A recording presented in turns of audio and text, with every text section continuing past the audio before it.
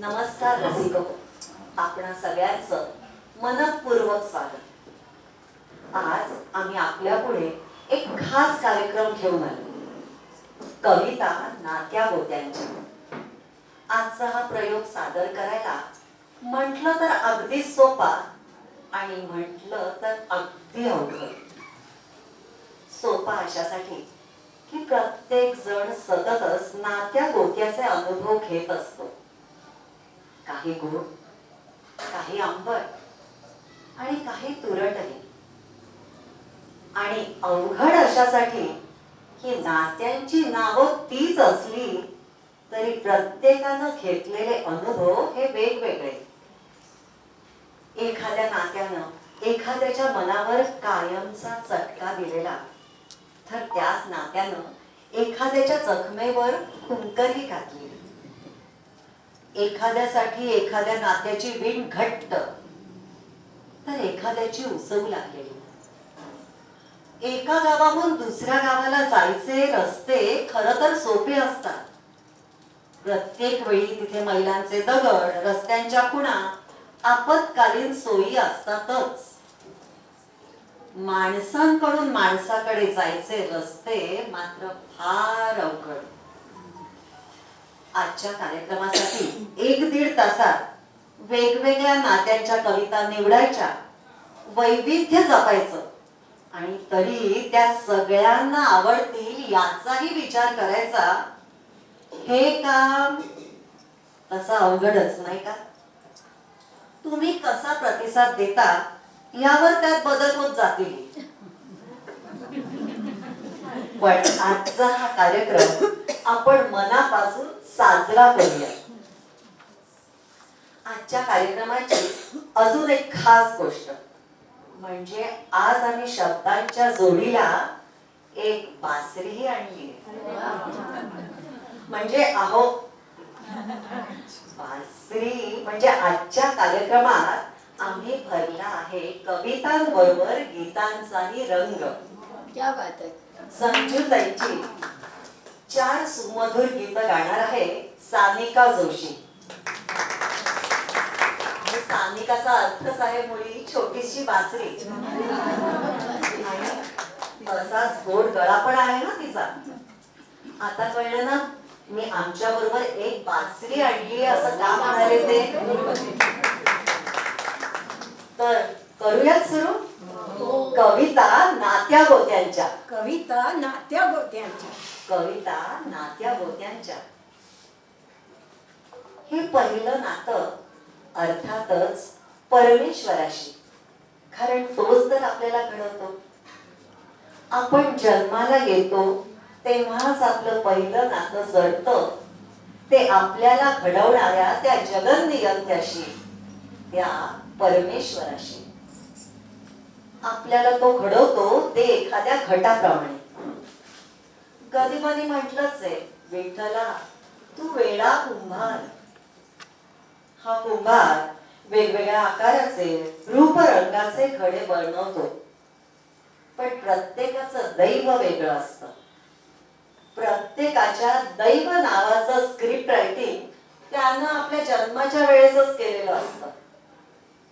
हम सबका रंगमंच की कठपुतली आहे, सूत्रधार तो, घडवणारा तोच आणि मोडणारा तोच, संकटात लोटणाराही तोच आणि त्यातून बाहेर काढणाराही तोच। त्याची कृती आपल्याला दिसते पण त्यामागचा उद्देश मात्र कळत नाही। असा अनुभव संजूताईंना कसा आलाय हे आता ऐकूया। नुकतीच जन्माष्टमी झाली आहे आणि कृष्णाची कविता। थांब तू तिथेच पहिलं तिरी, थांब तू तिथेच पहिलं तिरी, येतेच आहे मी। थांब तू तिथेच पहिलं तिरी, येते आहे मी। फक्त काही गाठी, सुरगाठी, निर्गाठी सोडवायच्या, काही गाठोडी सोडून द्यायची आहेत प्रवाहात। एवढे देवाणघेवाणीचे दागिने व्यवहाराचं रेशमी वस्त्र, मुठीतली नाणी विसर्जित करते. हिशेबाच्या खतावण्या कप्प्यातल्या आतल्या, काही अलीकडच्या, काही खूप खूप जुन्या, त्यातल्या मान अपमानाच्या खुणा खोडून टाकते. काही भिखारी दंश, काही मोहाचे अंश, ऐहिक सारांश धुवून टाकावे म्हणते. काही रोग संदर्भ, काही उधार विश्वास, काही दिलदार उसासे, काही नाजूक दिलासे मनाच्या फळीवरून उतरून ठेवावे म्हणते. सोडताना हे घर लख्ख करून निघायचे. सोडताना हे घर लख्ख करून निघायचे. पायरीवर पणती लावायची आठवणीची की अशीच निघू. दारात अडकलेला पदर सोडवते रे, तयार नाही असं नको समजू. आणि नाव नकोच, आणि नाव नकोच. त्या परिस्थितीतून पाठव, त्या परिस्थितीतून पाठव तुझे मोरपीस निळ्या लाटांवर. उरलासा जीव माझा तरेल त्यावर, तरेल त्यावर.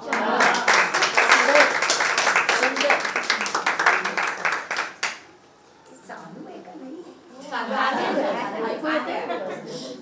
नाही नाही, हे चालू आहे का बंद? ऐकू येते ना व्यवस्थित?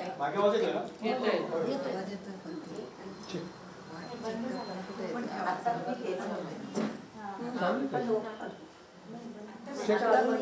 आवाज वाढवा. स्लोली कर. Hello hello hello. ठीक आहे. चल. परमेश्वरानंतरचं नातं आई आणि मुलीचं. परमेश्वरानंतर आपल्या पुढे हात येतो तो आईचा. दिव्याच्या ज्योतीभोवती 2 हात ठेवावे तशी आई आपल्या मुलाला सांभाळत असते. मुलांची सुख दुःख दुपटीनं तिला भोगावी लागतात. मोजता न येणारं अस्तित्व आणि मापता न येणारं प्रेम म्हणजे मातृत्व. आत्मा आणि ईश्वर यांना जोडणारा पूल म्हणजे आई. आपल्या मुलाची प्रत्येक इच्छा पूर्ण करण्यासाठी तिची धडपड. पण जगात अशाही काही दुर्दैवी माता आहेत की परिस्थितीमुळे आपल्या काळजावर दगड ठेवून त्यांना मुलाचं सुख दूर ठेवावं लागतं. त्यासाठी मुलं आक्रंदत असली तरी तिला कानावर हात ठेवावे लागतात, पाठ फिरवावी लागते. अशाच एका आईची कविता. मी या कवितेला दुर्दैवी मुलीची सुदैवी कविता म्हणते. कारण सर्व दूर अतिशय प्रभावीपणे पोचलेली आणि अत्यंत आवडीने म्हटली जाणारी ही कविता. खर तर या कवितेची कितीही पारायण केली तरी तिच्या अंतरंगातल्या जाणीवा पोचायला आईचंच मन लागतं. या कवितेचं महाराष्ट्र शासनानं पोस्टर रूपात प्रकाशन केलं हे आता आपण ऐकलंच. आणि सगळ्या सरकारी कचेऱ्यातल्या भिंतीवर आहे ते झळकलेलं.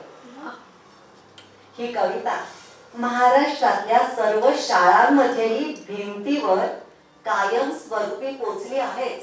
पण गोवा, गुजरात, महाराष्ट्र या 3 राज्यांच्या पाठ्यपुस्तकातही तिनं स्थान मिळवले.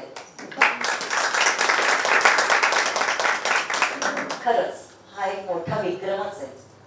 पण खरं सांगू का, ही कविता ऐकावी तर ती संजूताईंकडूनच काळजाला भिडते. अगदी ऐकवताय संजूताई? अर्ज. माये ग माये, नग तोडू माझी साळा, लई लई शिकून मोठं व्हायचंय मला. परवा आमच्या बाई म्हणल्या का नाही, तुमची पोरगी डोक्यानं लई बेश आहे. तेव्हा पण एकच सपान पडतंय मला, लई लई शिकून मोठं व्हायचंय मला. बेबी ताई देणार हाय 300 बुक, वयांनाच पडतीन बघ थोडस पैक. पण एक नवं काम हाय मिळणार मला, माये ग माये नग तूड माझी शाळा. फाट उठन रंग्या मंग्याला बघन, भाकरी बी भरा भरा थापून टाकन. बकरीची घाण लोटून जाईन पाण्याला, पण माये ग माये नग तूड माझी शाळा. वा वा वा. थोड्याशा भी खर्चात नाही पाडणार तुला, गणवेश फाटलाय पण चालल मला. रेबनी नग दप्तर नग नग पैसे खाऊला, पण माये ग माये नग तूड माझी शाळा. मी जाणते ग माये तुझ्या काळजाच्या कळा, 5 कच्ची बच्ची न दारुड्या दारला, पण मी हाय ना तुझ्या संग दुःख झेलाया. माये ग माये नग तूड माझी शाळा. आणि माये जेव्हा लय शिकून लंबर काढीन पहिला. महत्वाकांक्षा काय बघा, 35% मार्कावरून पास होऊन नाही म्हणा. आणि माये जेव्हा लय शिकून लंबर काढीन पहिला, तेव्हा तुझं डोळं भरून येत्याला गळा गळा. माझ्यासाठी हाय सोन्याचा गोळा, माये ग माये नग तूड माझी शाळा. माये नग तूड माझी शाळा.